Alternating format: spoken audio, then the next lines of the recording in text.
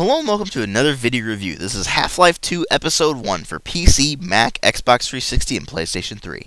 This is the first of 3 episodic content releases for Half-Life 2, the other one being Half-Life 2 Episode 2 that was released in the orange box, and Half-Life 2 Episode 3 which hasn't come out yet and is considered generally vaporware. So I doubt it's going to ever get released. If it does, it's going to be a miracle, but anyway.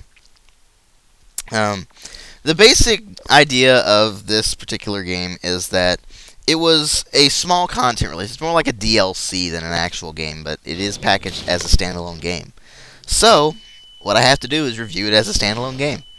So, I actually did get this individually. I didn't get it in the orange box or anything. I actually don't have the orange box, and I don't have Episode 2 yet either, so I'm going to have to hold off on that one. But I did get this individually. And what I did notice immediately were there are actual differences between this and Half-Life 2, at least engine-wise. They did actually improve the visuals a little bit. They're basically new lighting and animation techs, and that's about it, really. The lighting is better. It's actually got a little bit more directional stuff going on, so it actually does look a lot better. Unfortunately, for the game itself, it's actually mostly too dark in those spots where they really tried to show off the lighting. And it's way too dark to actually see anything, so that's pretty problematic, especially when there's a lot of zombies coming after you. But there are a few new models, or a few new animations. Alex in particular has a lot of new animations, and that ties in with other things later on. As for the sound design, it really hasn't changed any, so I really don't need to go over that. I went over that in the Half-Life 2 review. But what did change a little bit is the gameplay, and well, obviously the story picks up where Half-Life 2 left off. So you actually do get to learn the fates of what happened to Alex and Gordon at the end of Half-Life 2. But the story itself basically it consists of escaping from City 17, or at least trying to, and it leads you all over the place. It's kind of a mess, to be honest with you. I mean, it doesn't really seem to have a lot of continuity. It goes all over the place, and that's the problem with it, the storyline in general. It just seems to be tacked on to kind of show off like a tech demo more than anything else, kind of like Lost Coast. But Lost Coast is actually considered a tech demo. It's free. I mean, it's not really a standalone game. It's a tech demo more than anything else. But this actually kind of, like, story-wise, it feels more like a tech demo than it does an actual game, which is kind of problematic. Another problem with that is that the game is really, really, really short.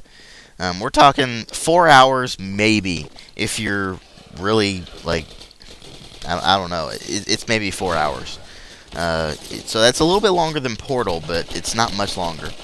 And the original game itself was about 7 or 8 hours, maybe. So, I mean, Half-Life 2 was short to begin with, but Episode 1 is ridiculously short. I went through it, and I breezed through it. I'm like, was it really that?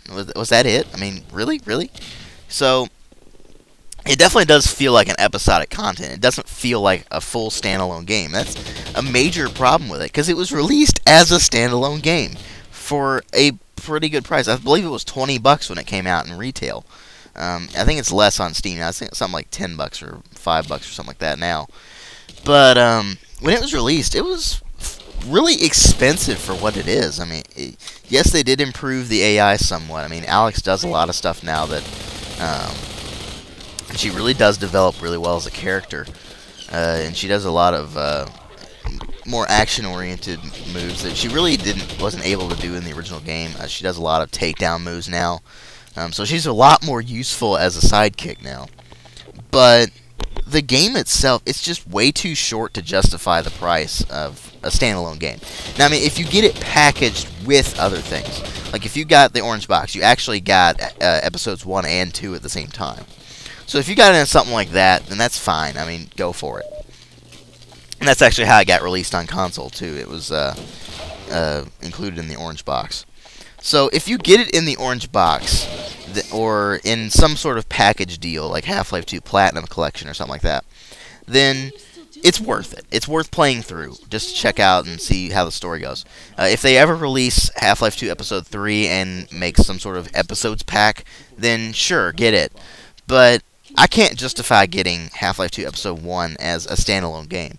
I can't didn't really have that much fun with it either. I mean, there really isn't anything new in there that's really made me want to play it more. I mean, I breezed through it once, and that was enough for me. So, I mean, they didn't add any new weapons or any of that kind of stuff. So, basically, it's worth checking out if you're a Half-Life fan, but I wouldn't say it's worth getting if you're going to try to get it alone. I mean, definitely go for a package deal. But overall, I can't really give it a good score. I give it a 2.5 out of 5, and thanks for watching.